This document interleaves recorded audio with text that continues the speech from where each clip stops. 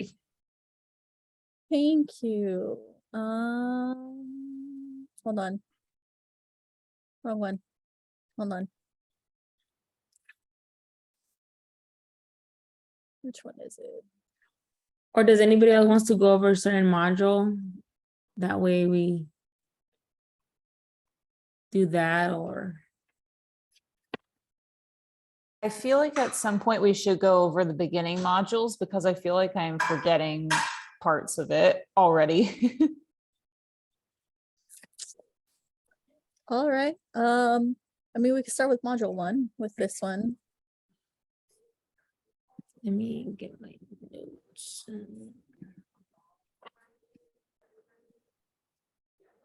Okay, so let's just get started. We'll start with module 1 and then just go all the way down. And then if anyone has any questions, feel free to unmute.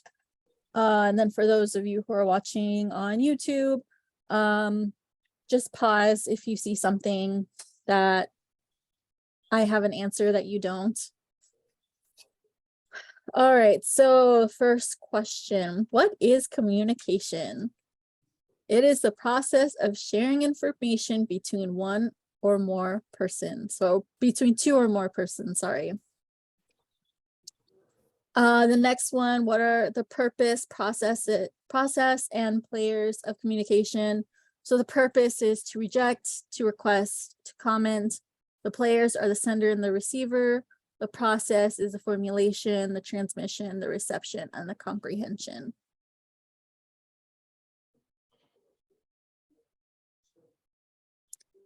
Describe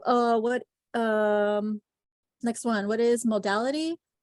Describes the manner in which information conveyed via communication is transmitted and received. I'm gonna be totally honest, this one is on my cheat sheet card because there's no way I'm going to remember this. I have no idea what this is, so this is for sure going on my cheat sheet. Did you put like stuff that you think might be on the test, or did you just put like mostly?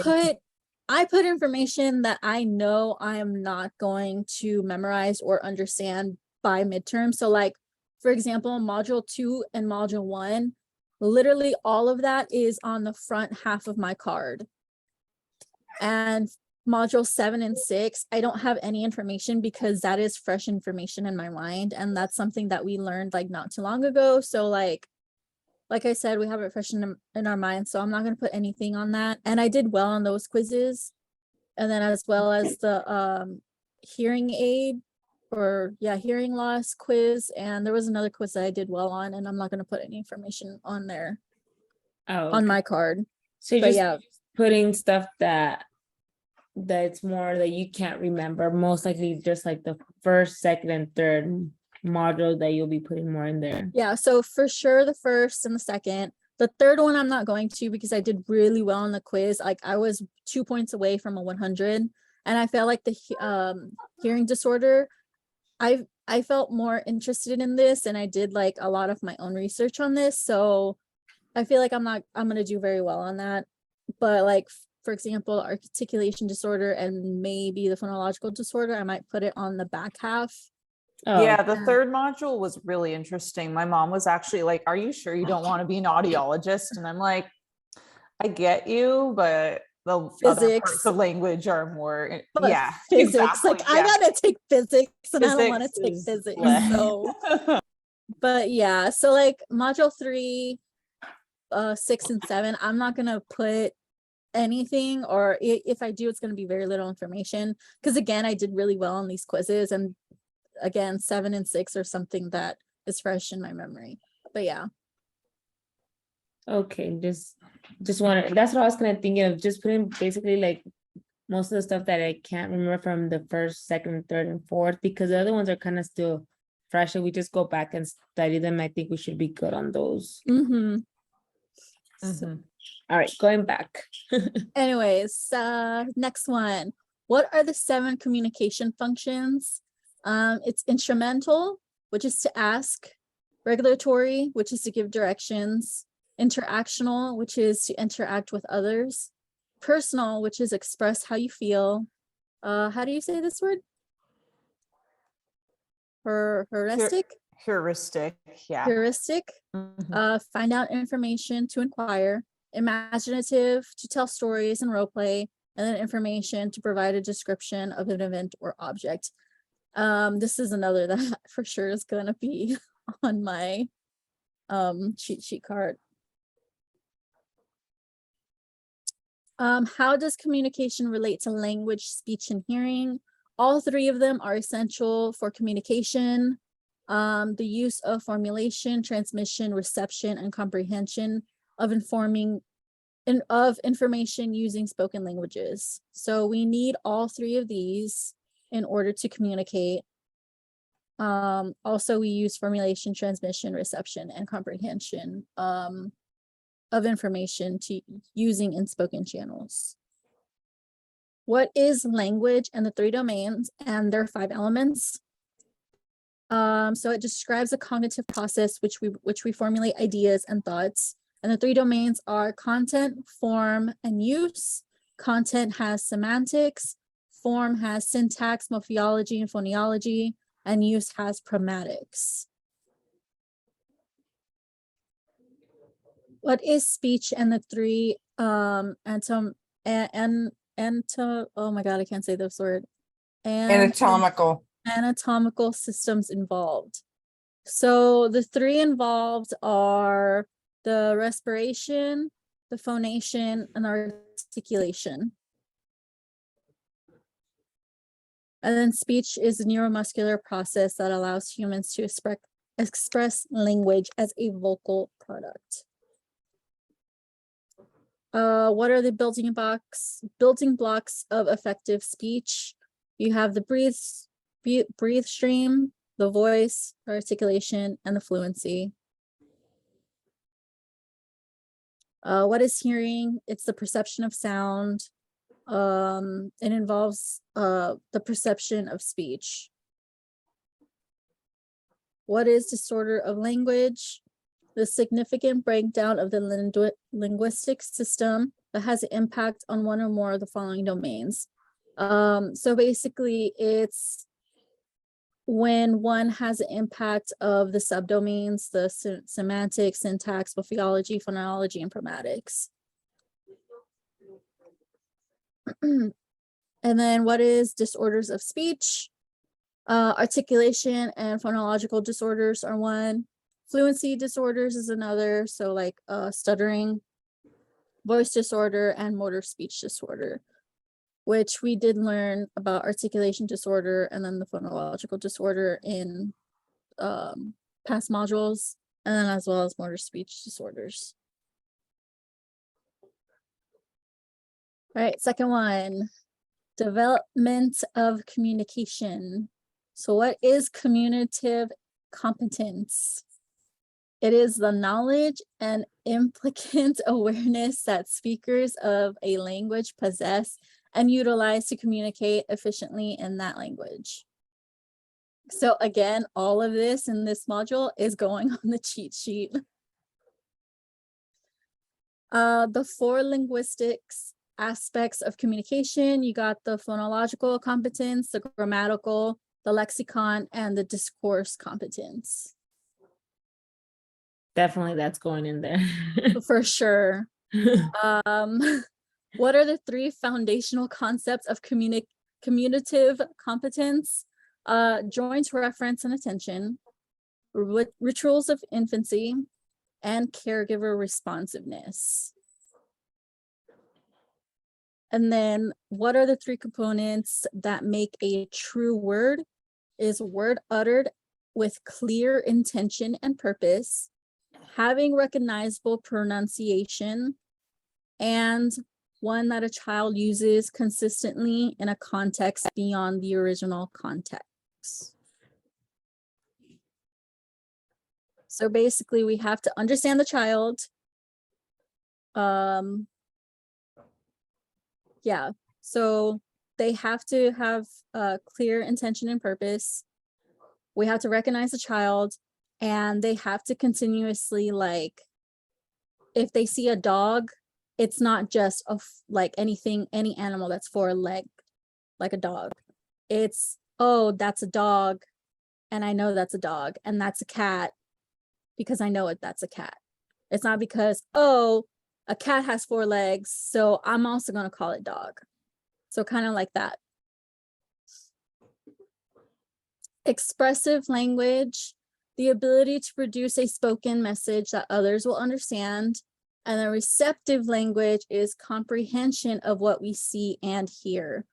I honestly do not remember reading or learning about expressive language or receptive language. It's because it's in another PowerPoint. It's not in the PowerPoint on chapter 2. There was one that was specifically on expressive and receptive language and on articulation, voice, and fluency. But it's it's from the same week. It's just in a different presentation. Because I saw this and I'm like, I don't remember this.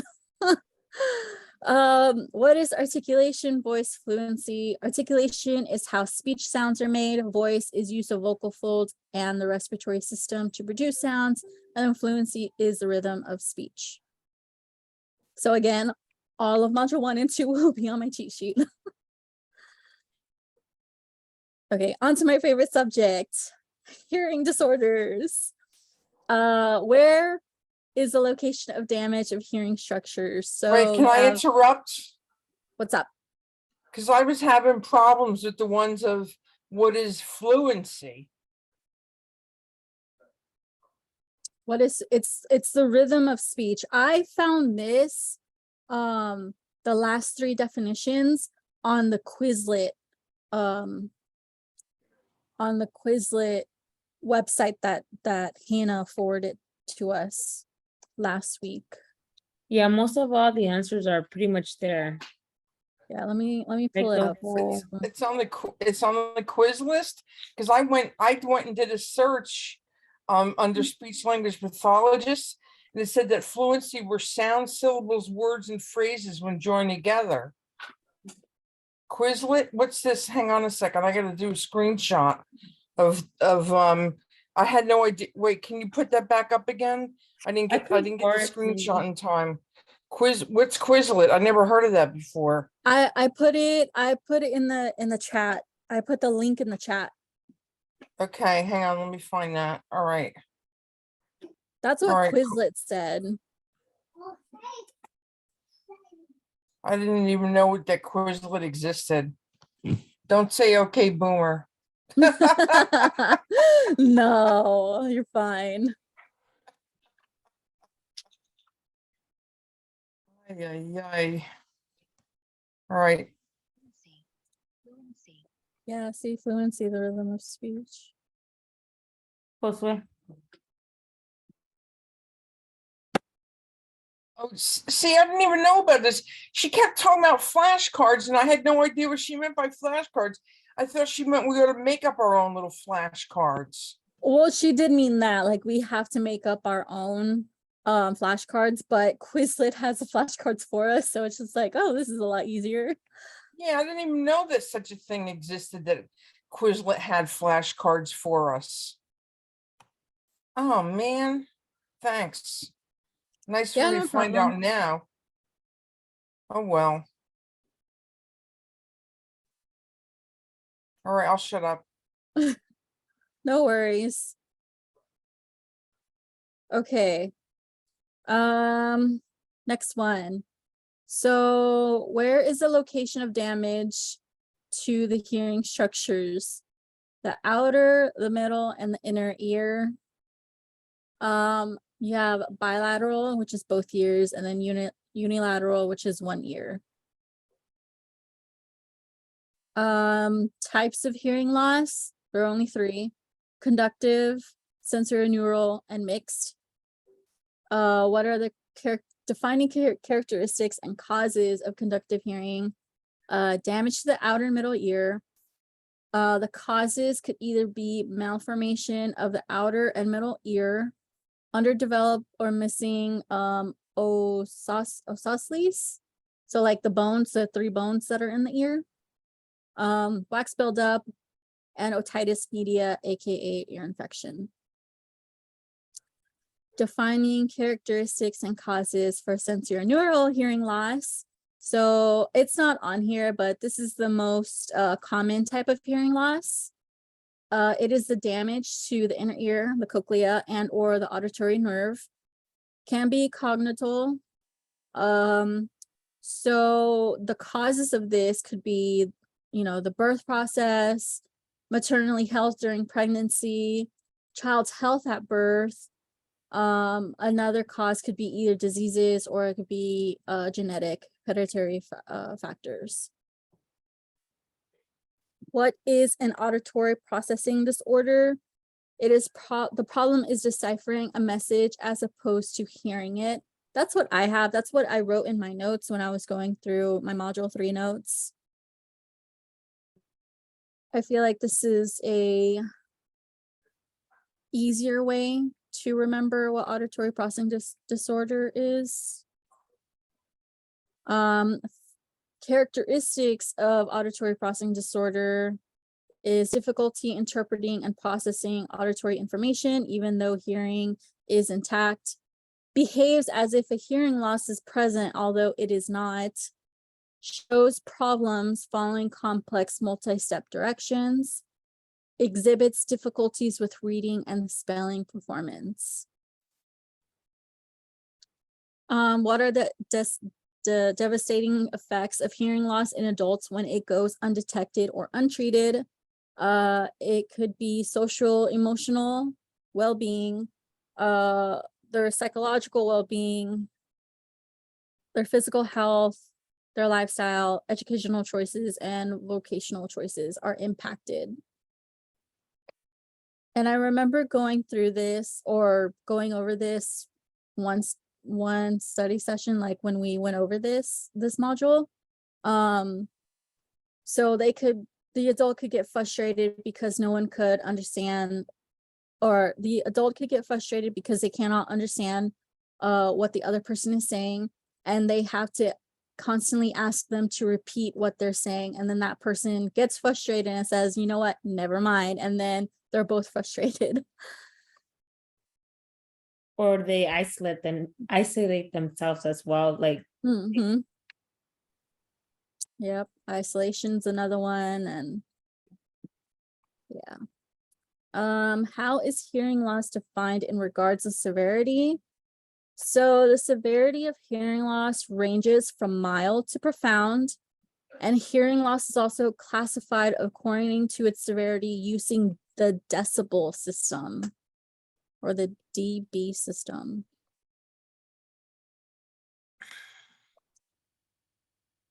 Next one, articulation disorders. This is when we are first introduced with speech sound disorder, and this module, so there are two speech sound disorders that we go over, and one of them is articulation disorder and phonological disorder. So this is when we're first introduced with speech sound disorder. So what is it? It is also known as speech delay. It is an impairment of an individual's sound system resulting in significant problems with speech sound production. What is an articulation impairment or articulation disorder? It is the inability to articulate certain speech sounds correctly. What is a phonological impairment or disorder? One has difficulty organizing the speech in the brain. A phony is a smallest unit of sound in a language. There are 44 phonemes in standard American English. And then what is IPA? Also known as International Phonetic Alphabet. It is the phonetic alphabet to transcribe speech. The symbols in IPA are not letters, they are symbols.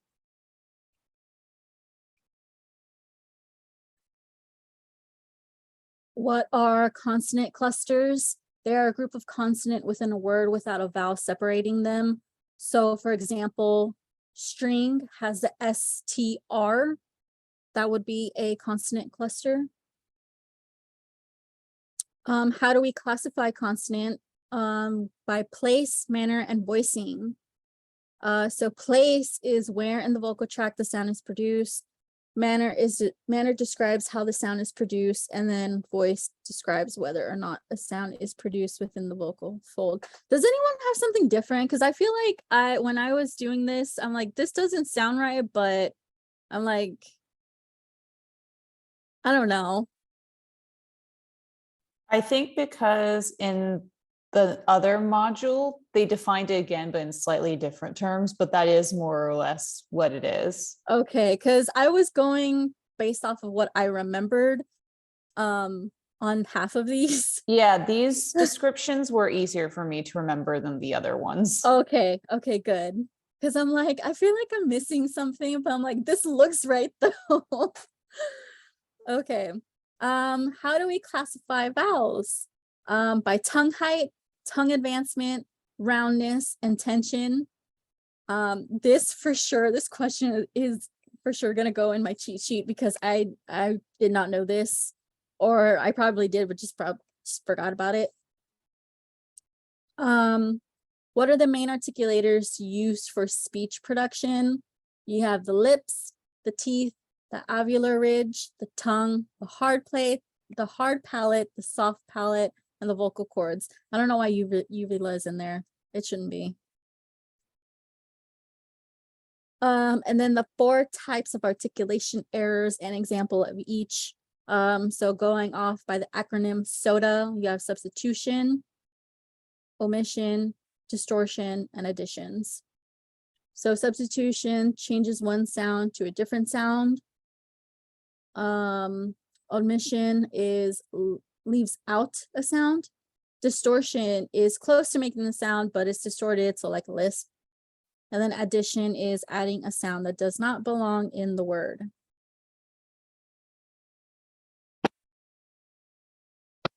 And I feel like these articulation errors, the vocab, I feel like they kind of like self-explanatory, like substitution, like you sub in one word for another. Addition, you add one. Distortion, like it's distorted, like the speech is distorted, like you're close to making it but not quite. And then omission, like leaves the sound out.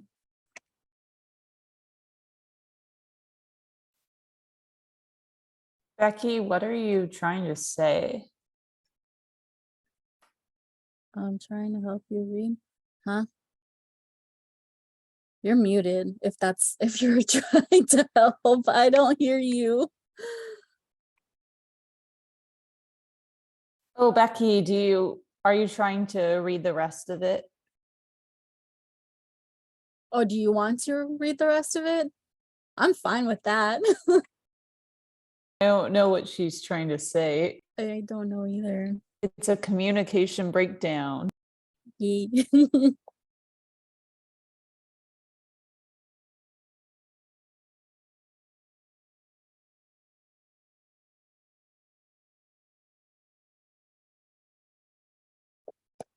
Oh, it's okay.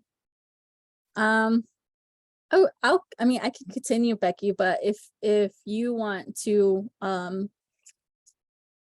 read the rest of it, you can. Oh, okay. No, that's okay. Next one. Phonological disorder. What is phonology? It is the study of speech sounds and the rules on how sounds are organized to form a word or a syllable. What is the phonological process? It occurs when a child continues to have difficulty organizing sounds within a syllable. So this occurs like after the age that they're not supposed to have a speech sound error. Again, what is phonological disorder? One has difficulty organizing speech sounds in the brain, multiple phoneme errors, and this occurs at a phonemic level. And this question for sure went into my cheat sheet. Sorry, can I interrupt for a second? I think phonological processes, I had a different definition for that one.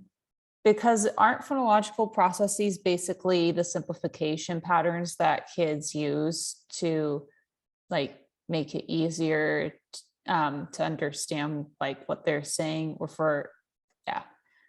Yes, but it's also like this also happens when the child Right. still I has. just wasn't sure if the other half of it was also important. Well, I could add it on here as well as I could have it on here. These particular sound errors patterns are referred to. I mean, it's predictable sound errors to help saying the syllables, therefore making communication easier. Well, the Yeah, literal one from the PowerPoint is naturally occurring predictable sound error patterns that happen in the developing speech of a child. I mean, yeah, I could add it on there as well. On the on here. Oh no, come on. Sorry, my paper got stuck. There we go. Yeah, I could put it on there too. Copy and paste it. Eee. Let me see if I can find it on here. I'll do that one later, but I'll for sure add it on there. Okay, so the types of typical and atypical. We'll start with typical. You have the pre-vocal voicing. Let me see if I can find out my cheat sheets. Pre-vocal voicing. So this will be like gup for cup and five or vibe for five.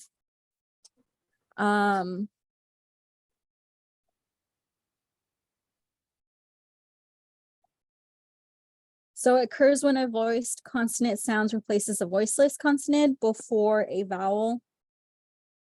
Final consonant devoicing is when the final voiced consonant sound is replaced by a voiceless consonant sound. So pick for pig, cart for card, think for thing. Final consonant deletion is when the final consonant of the sound is deleted from a word. So it'd be do for dog, boo for bus, and bye for bite. Velular fronting, it is when the back sound is replaced by a front sound. So tar for car and dote for goat. Platal fronting is similar to velular fronting, but the plate sounds like the sh, ch, zh, and zh are replaced by sounds made from the front of the mouth.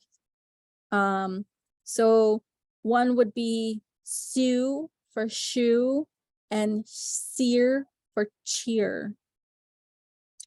Weak syllable deletion is when the weak or unstressed syllable is deleted.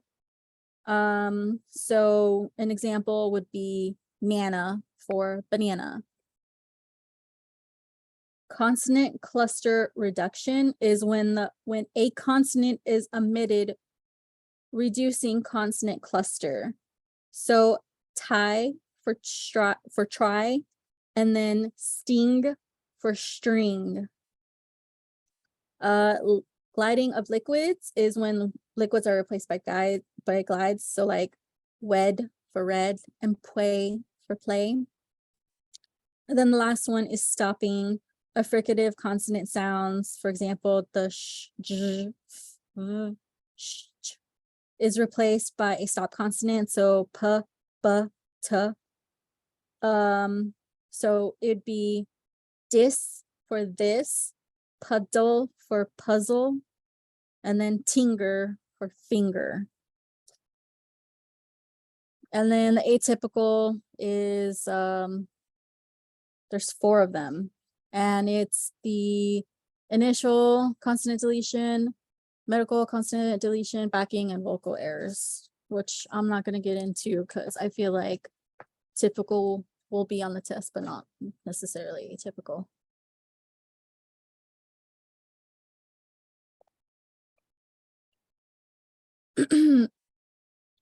Next one.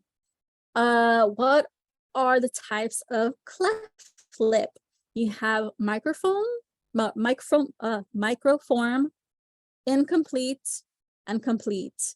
And these cleft lips could either be bilateral or unilateral. So unilateral is one side, and then bilateral could be both sides. Types of cleft palate, you have incomplete, complete, and submucous cleft palate. And then what are the risk factors that can cause cleft lip or palate? So most causes are either environmental or genetic. So use of medication during pregnancy. Oh, we have less than a minute for this. Let me be real fast for this module.